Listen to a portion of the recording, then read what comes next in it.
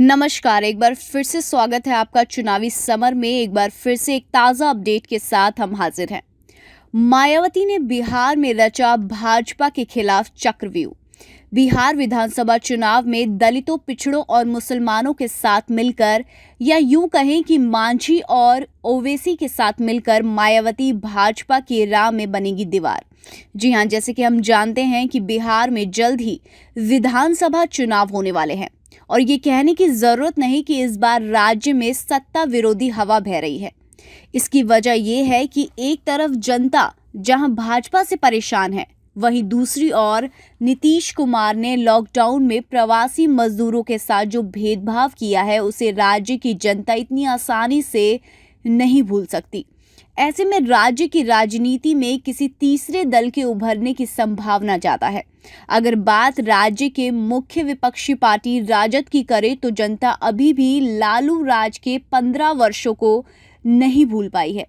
ऐसे में जनता का राजद पर भरोसा करना थोड़ा सा मुश्किल नजर आ रहा है और शायद इन्हीं वजहों से जीतन राम मांझी ने महागठबंधन से किनारा कर लिया है, क्योंकि इतना भी उन्हें समझ में आ चुका है कि राजद और कांग्रेस के सहारे राज्य की सत्ता में वापस लौट कर आना थोड़ा सा मुश्किल नजर आ रहा है उन्हें।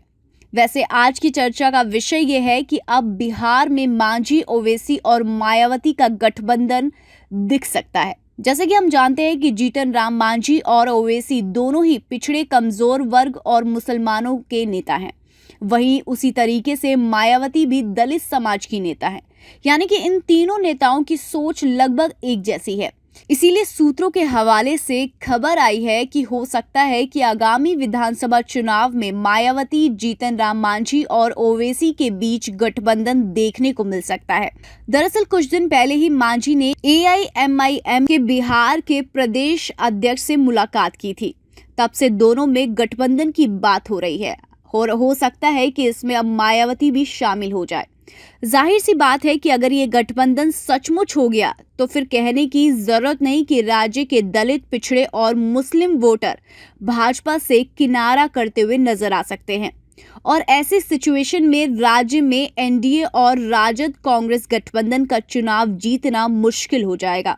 यानी कि बिहार की राजनीति में इस बार मायावती दलितों और मुसलमानों के सहारे भाजपा को सत्ता से बेदखल करने की तैयारी में है।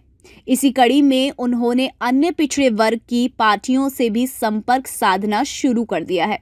कुल मिलाकर हम ये कह सकते हैं कि अगर बिहार में मायावती, जीतन राम मांझी और ओवैसी एक हो गए तो फिर बिहार विधानसभा चुनावों में भाजपा का सफाया लगभग तय हो जाएगा। तो इस पर आपकी क्या राय रही और आपका क्या ओपिनियन है, उसका मोस्ट वेलकम है। आप प्लीज़ कमेंट सेक्शन में लिखकर हमें ज़रूर बताएं। Thank you so much. Keep watching today's politics for more news.